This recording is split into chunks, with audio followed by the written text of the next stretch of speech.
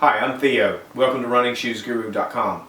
Today we've got a brand new update from Nike. This is the Nike Structure 16, which is the replacement for the previous Nike Structure 15, which has been a very popular shoe for Nike in their stability line.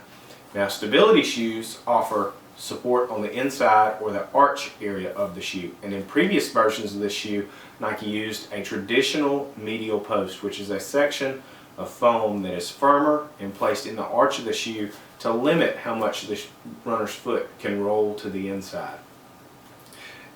In place of that, the Nike Structure 16 uses a wedge system, meaning that the lateral portion here, which you can see, which is bright orange on this shoe, is compressible. You can see these grooves cut in it. It's compressible on the outside.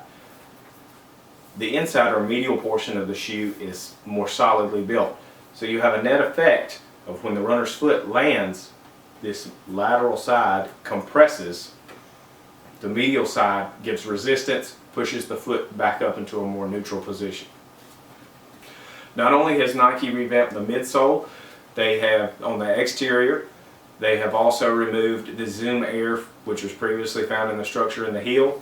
However, you still have a Zoom Air pad in the forefoot of the shoe. The upper portion of the shoe has also been revamped. It's very, very open in the forefoot. You can see the lack of overlays here, and it's just pretty much mesh. So it's going to be much more accommodating in the forefoot. Nothing right there to bother a pinky toe, or right here if you have a bunion. Mesh there, so it's going to let that breathe some. You have just a very basic kind of upper package here, midfoot saddle here, which wraps the foot. The fit is a little bit taller than in the previous structure. The heel fit is essentially identical, and the forefoot fit to me was essentially identical. It's very medium all the way around. This shoe in the upper is probably going to accommodate more or a deeper foot a little bit better than the previous structures have. On the outsole, you've got some carbon rubber back here. That's Nike's BRS 1000, and then blown rubber comprises the rest. And also a first for Nike is that they are co-molding the midsole now. You can see where this orange piece is. That's actually molded together in the injection process, which is something they've never done. They've usually glued different pieces of the shoe together, but this is not glued anymore. In terms of running the shoe is fairly stiff in the forefoot, has a faster feel than the previous structure. However, I did notice that the stability has been tremendously reduced from the previous structure shoe. The new dynamic support system is a big difference, a big change for this shoe. And as such, the previous structure I felt like was suited for people on the higher end of moderate pronation. This new structure is going to be better suited for people on the lower end to mild overpronation. That's the kind of support package this shoe is now giving you. Also, Nike is offering this shoe in a shield version. And what a shield version is an all-weather version of the shoe. It also includes, you probably can't see it here, but when a car's light hits the forefoot of this shoe, it lights up. It's got Scotch Light, like 3M Scotch Light reflectivity here, and in the heel, and on the logos.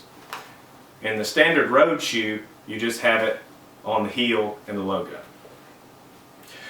The shield version also brings to the table a water-resistant upper, and this was the shoe I actually spent the most amount of time in because of the winter weather. Had some rain. I did run it through some rain. My feet stayed pretty dry. Never had any problem.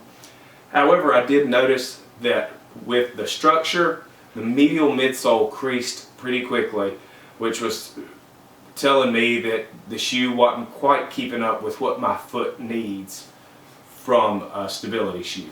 However, I did like the forefoot. The shoe does run fast. It is lighter than before, but make sure you try this one on before you buy it. And speaking of that, Nike has decided to make this a running specialty shoe only, meaning you can only get this shoe at two places. That's going to be your local run specialty store or from Nike themselves at Nike.com. The Shield version retails for $120, and the standard road version retails for $110 and is available now. Thanks for watching.